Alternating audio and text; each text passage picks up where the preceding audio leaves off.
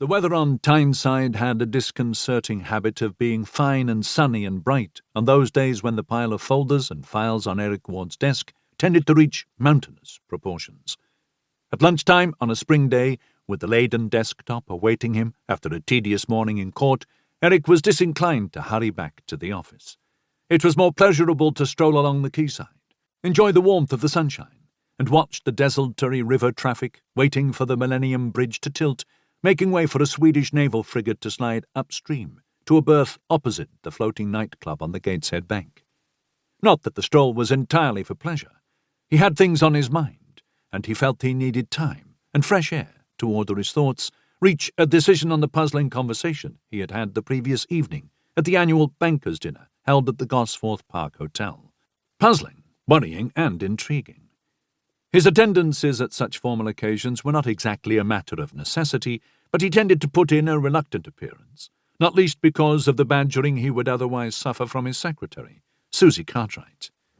"You know you should go, Mr. Ward," she had insisted, hovering like a dark, disapproving cloud in the open doorway of his room at the quayside office.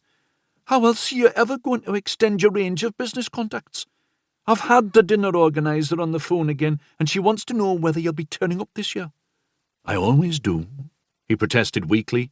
"In the end, but only because I keep on at you," Susie snapped.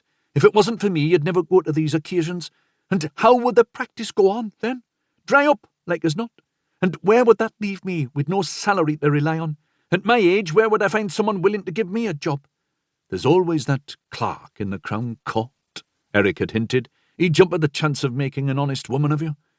She had glared at him, snorted, and turned away to head for the anteroom. But she'd had the last word. "So I'll get on the phone and tell the organiser you're coming, then." It was easier to give in, as he always did.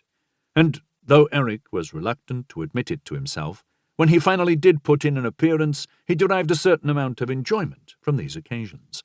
It gave him an opportunity to observe some of his professional colleagues working the room, laughing loudly at inane jokes, shaking the appropriate hands, buttoning prospective clients, sidling up to the fringes of conversational groups that included chief executives of banks and building societies and estate agencies, all of whom might be useful in the development or maintenance of a legal practice in the city.